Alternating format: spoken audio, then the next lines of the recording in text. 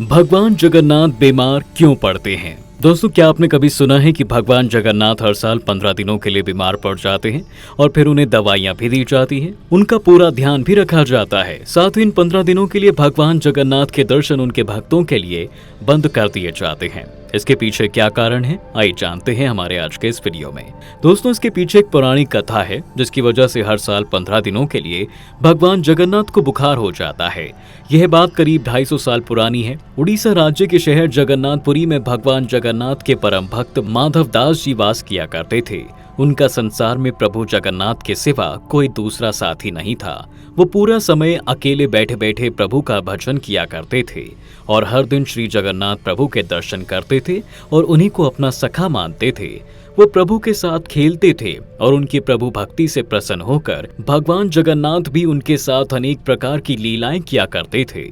साथ ही यह भी कहा जाता था कि प्रभु ने इनको चोरी करना भी सिखाया था। उन्होंने अपना पूरा जीवन प्रभु की श्रद्धा में समर्पित कर रखा था। एक बार की बात है, माधव दास जी को उल्टी, दस्त और तेज बुखार का रोग हो गया, जिसके कारण वह इतने दुर्बल हो गए कि उठकर बैठ भी नहीं पा रहे थे।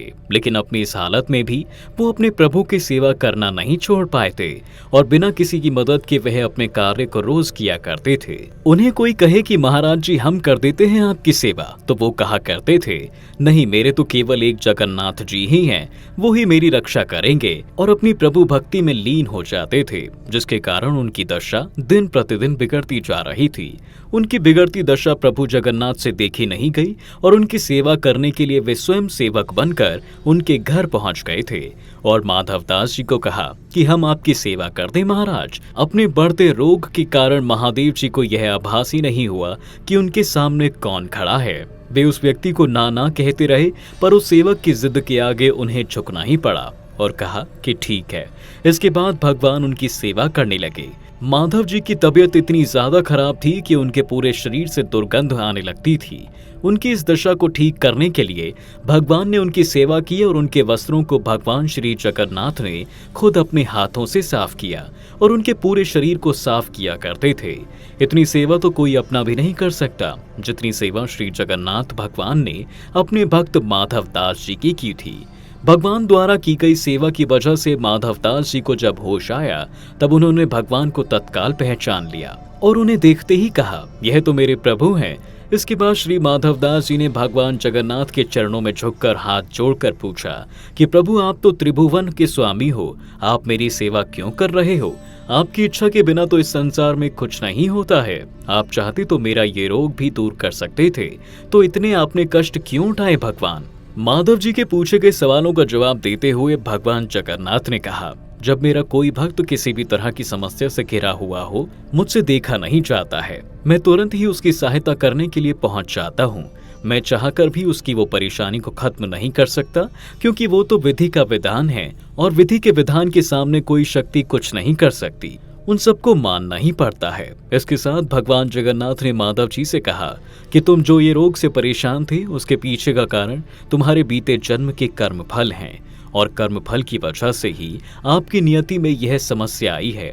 नियति को तो मैं भी नहीं बदल सकता, लेकिन तुम्हारी सेवा करके तुम्हें ठीक करने का प्रयास अवश्य कर सकता था। इस कारण मैंने एक सेवक का रूप धारण किया और इसके साथ भगवान जगन्नाथ ने माधव जी से कहा, अभी तुम्हारे कर्मफल के 15 दिन के कष्ट अभी बचे हुए हैं, जिन्हें दूर करने के लिए मुझे तुम्हारी सेवा करनी होगी।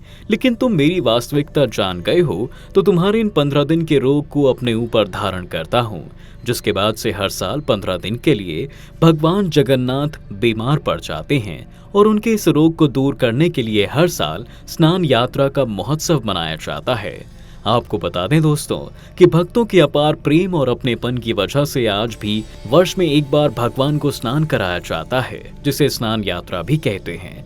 इस स्नान यात्रा करने के बाद हर साल 15 दिनों के लिए जगन्नाथ जी बीमार पड़ते हैं और इन 15 दिनों के लिए मंदिर के पट बंद कर दिए जाते हैं। इस दौरान मंदिर में भक्तों के प्रवेश पर भी रोक लगा दी जाती है और साथ ही कभी भी ना बंद होने वाली जगन्नाथ भगवान की रसोई बंद भी इन 15 दिनों के लिए कर दी जाती है। इसके साथ ही भगवान को 56 भोग का प्रसाद नहीं खिलाया जाता। उसकी जगह पर भगवान को इन 15 दिनों के लिए अलग अलग तरह के काढ़ों और आयुर्वेदिक जड़ी बूटियों का भोग लगाया जाता है।